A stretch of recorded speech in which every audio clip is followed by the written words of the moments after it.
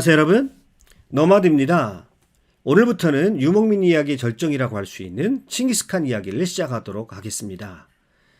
자, 그래서 오늘 첫 시간 몽골 비사와 몽골 지형을 구체적으로 꼼꼼하게 뜯어보는 그런 시간을 갖도록 하겠는데요. 본론을 시작하기 전에 칭기스칸에 관한 이야기를 잠깐 해보도록 하겠습니다.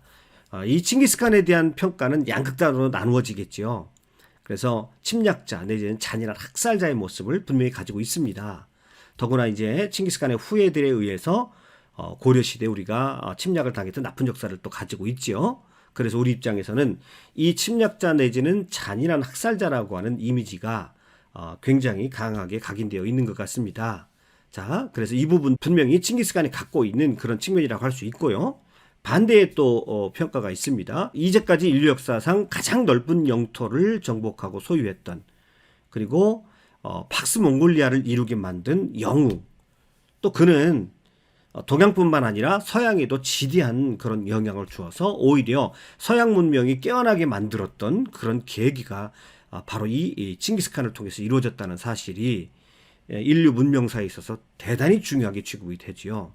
그래서 한편으로는 잔인한 학살자이자 또 반대편으로는 인류 역사에 지대한 영향을 끼쳤던 영웅, 이런 이미지를 또 양극단 이미지를 가지고 있죠. 둘 다 맞다고 봐야 되겠죠. 우리가 어느 한 측면으로만 본다고 한다면 치우친다라고 할 수 있겠죠. 그래서 이 두 측면이 다 있습니다. 그러면 오늘 제가 여러분에게 칭기스칸 이야기를 이제 다시 시작하고자 하는 것은 오늘날과 같은 디지털 노마드 시대에 칭기스칸의 삶과 그가 살았던 행적을 추적을 해보고 음미를 해보면 정말 우리 시대에도 우리의 삶에 커다란 지혜를 우리가 얻을 만한 그런 측면을 많이 가지고 있습니다. 그래서 저는 이 시리즈에서 차례대로 칭기스칸의 면모를 하나씩 뜯어보면서 또 오늘 우리의 삶에 칭기스칸이 가졌던 통찰과 칭기스칸이 보여주었던 그 탁월한 측면을 우리의 것으로 받아들이는 그런 계기가 되었으면 해서 이 시리즈를 시작을 합니다. 칭기스칸의 이야기는 이 원조 비사, 또 몽골 비사라고 하는데요. 비사, 숨겨져 있었던 이야기다 이런 뜻인데요. 몽골이 전성기를 보내고 이제 몽골 초원으로 돌아가서 지금 한 800년이 지났는데요. 그 기간 동안에 수백 년 전부터 학자들에게 이제 이런 소문이 떠돌았습니다. 칭기스칸의 삶을 기록한 전설적인 몽골 테스트를 본 적이 있었다라고 하는 그런 소문이 이제 간간히 나기 시작을 했습니다. 그런데 그 누구도 그 책에 대한 실체를 한 번도 본 적이 없었기 때문에 낭설로만 생각하고 있었습니다. 그러다가 19세기의 베이징에서 한자로 적힌 문서가 발견이 되었는데요. 그 문서는요, 13세기 몽골어 발음을 한자로 음역한 원조비사라는 책이었습니다. 자, 그리고요, 그 각 장마다 한문의 요약문이 있습니다. 그러니까 요약문으로 대체적인 그 책의 내용만 알 수 있을 뿐이지 구체적인 그 책의 내용을 알기 위해서는 13세기의 몽골어를 알아야 되고요. 또 그 당대에 이 몽골어를 한자로 음역한 그 당대의 또 한자에 대해서, 그 당대의 한어에 대해서도 해박한 지식을 가지고 있는 사람이라야 이것을 풀 수가 있겠지요. 그 이후에 이 몽골 비사를 연구하기 위해서 서양의 많은 학자들이 이 책에 관해서 연구를 하기 시작을 합니다. 말 그대로 암호풀이나 다름없겠죠. 그래서 몽골 비사라는 제목이 붙었던 것 같습니다. 자, 그러다가 더군다나 근대에 들어오면 이 몽골이 이제 구소련의 영향 아래에 있었기 때문에 더욱더 그 지방에, 몽골 지방에 들어가서 칭기스칸에 대해서 연구를 하고 이 책에 나와 있는 지명과 또 이 책에 나와 있는 그 지형들에 대해서 안다는 것이 어려움이 있었죠. 그렇지만 이제 서구 학자들에 의해서 지속적으로 연구를 되어왔습니다. 자, 몽골인의 입장에서 보면 약 700년 만에 이 책이 몽골 사람들에게 읽히기 시작한 것이죠. 자신들이 자랑스러워하는 칭기스칸의 기록을 가질 수 있었다는 것이 몽골 초원의 몽골인들에게 너무나 행복한 일이었겠죠. 아무튼요, 발견된 이후에 20세기 초반에 세계에서 두 번째로 1922년인가 그렇습니다. 세계에서 두 번째로 이 몽골이 공산화가 되게 됩니다. 자, 공산화가 되어서 어떤 민족주의적인 요소를 말살하게 됐죠. 그래서 이 이후에 칭기스칸에 관한 모든 것이 금기시되어 버립니다. 그렇지만 이 몽골 비사는 그래도 초원의 텐트 게르 속에서 암암리에 몽골인들에게 읽혔다고 합니다.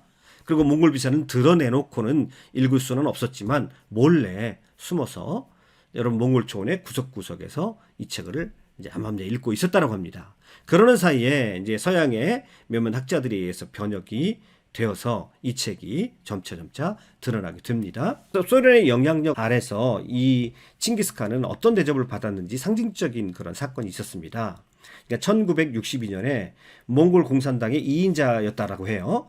투무르 오치르라고 하는 사람이 있었는데요. 이 사람이 잠깐의 이제 스탈린이 죽고 나서 좀 해빙 모드가 있었을 때에 그때가 1962년이 아마 칭기스칸 800주년이었던 것 같습니다. 그래서 칭기스칸 탄생 800주년 기념 우표를 발행을 하려고 계획을 했었고요. 거기다가 칭기스칸의 영기를 아마 우표에다 실어 놓았던 것 같습니다. 자, 그러다가 공산당에 의해서 쫓겨나서 비참한 죽음을 당하게 됩니다. 제가 여기서 차마 그 입에 담을 수 없을 정도로 심하게 이제 테러를 당해서 죽게 되어집니다. 소련의 영향 하에서 칭기스칸이 어떤 대접을 받았는지를 알게 해주는 이제 상징적인 사건이라고 할 수 있겠는데요. 그러다가 1980년대 후반에 이제 사회주의권이 동요를 하게 되죠. 그러면서 몽골에서도 자연스럽게 민주화 운동을 하기 시작을 하게 됩니다. 이때 칭기스칸의 대형 초상화가 다시 등장했었다고 합니다. 그래서 시위대가 민주화의 상징으로 민주화의 구심점으로 이 칭기스칸을 내세웠다는 것을 알 수 있겠죠. 구소련이 무너지고 나서 1992년 2월에 신헌법이 시행되면서 사회주의와 공식적으로 이 몽골이 결벌하게 됩니다. 그래서 시장경제 체제로 이행을 하게 되죠. 그러면서 몽골의 상징이라고 할 수 있는 이 칭기스칸이 몽골 사람들의 삶에 전면적으로 등장하게 됩니다. 그래서 이 동상 건물의 높이가 10m, 칭기스칸의 이 기마상이 또 한 40m가 된다고 합니다. 자, 2010년 울란바토르 인근에 칭기스칸의 기마상을 세워놓았습니다. 이제 이 몽골인들의 모든 삶에 아주 좋은 것이 있으면 다 칭기스칸의 이름을 갖다 붙인다라고 하죠. 자, 이 몽골 비사의 내용을 간단하게 한번 살펴보도록 하겠습니다. 자, 현존하는 가장 오래된 몽골의 저작물이다. 그래서 몽골인에 의해서 쓰여진 역사인 것이죠. 그래서 이게 그만큼 신뢰성이 있겠는가라고 학자들이 연구를 해봤습니다만은 상당한 신뢰성을 가지고 있고 역사적인 사실에 가장 근접한 책이 이 몽골 비사였다라는 것이죠. 자, 칭기스칸이 된 태무진의 조상들의 이야기가 기록이 되어 있고요. 태무진의 탄생과 성장, 그리고 아버지 예수게이가 죽고 난 다음에 고난의 시절을 보내게 되고요. 그 시절을 보내면서 몽골 초원의 여러 부족들을 이제 통합하는 그런 과정, 그리고 칭기스칸이 되어서 주변의 민족을 정복하는 과정, 그리고 그의 사후에 우게데이칸, 우리가 오고타이라고도 하죠. 우게데이칸의 등복과 정복에 관한 이야기, 이런 것들이 바로 몽골 비사의 내용들입니다. 자, 이런 것들과 아울러서 고대 몽골인들의 철학과 사상, 신화와 전설, 생활문화, 사회조직, 언어 등을 엿볼 수 있게 해주는 아주 귀중한 기록이라고 할 수 있겠습니다.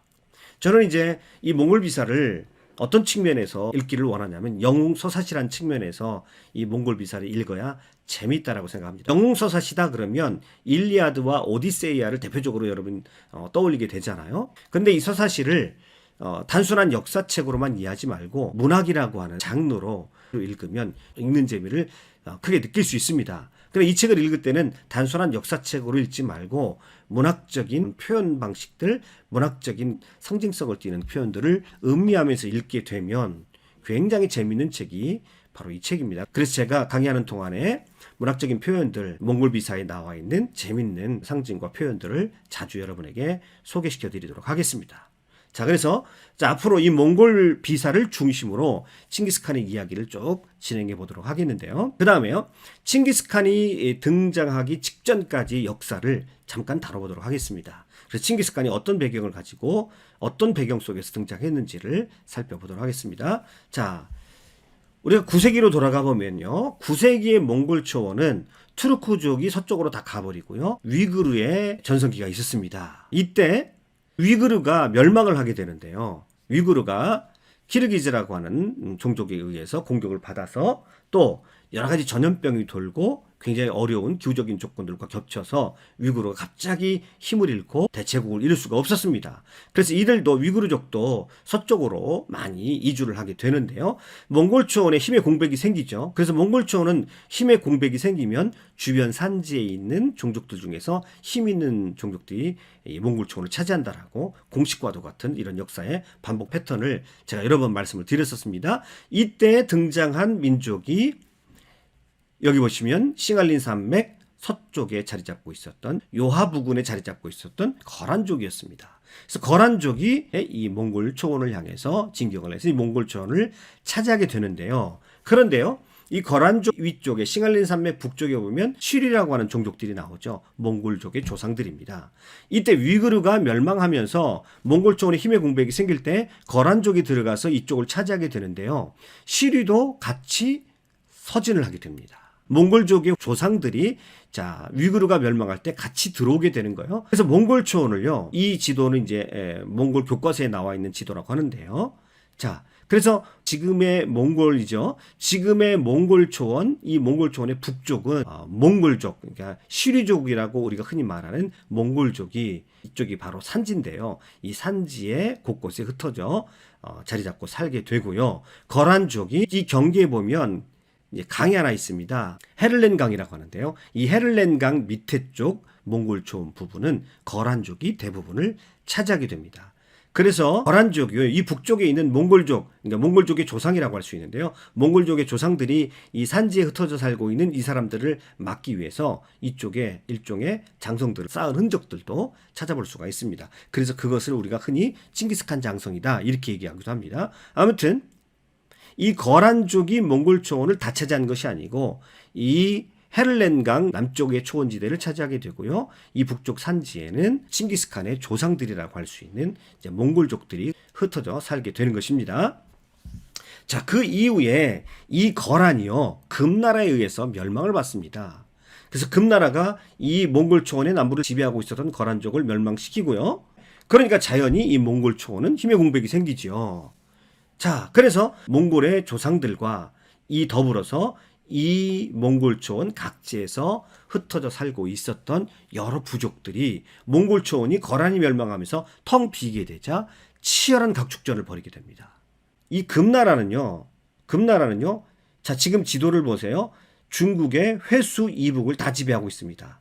금나라는 우리가 잘 아는 대로 여진족이죠. 그래서 여진족이 세운 나라가 거란을 물리치고 이 몽골 초원보다 사실은 이들이 더 관심을 가지고 있었던 것은 이 중국을 지배하는 일이었습니다. 우리가 금나라도 대표적인 정부가 강조거든요.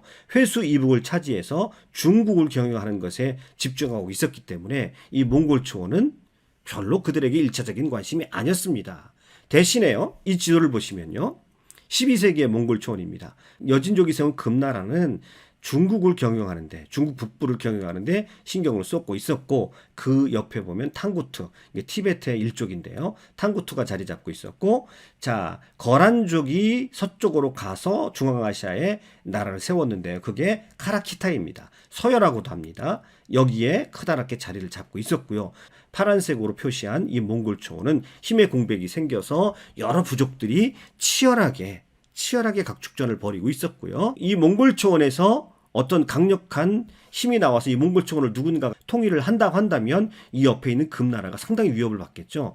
그래서 금나라는 이간책을 많이 쓰게 되는데요. 이 금나라와 붙어 있는 지역에 타타르란 족이 살고 있었습니다. 그래서 타타르란 종족을 주로 활용을 해서 이 몽골 초원에 하나로 뭉치지 못하도록 끊임없는 이간책을 금나라에서는 썼던 것입니다.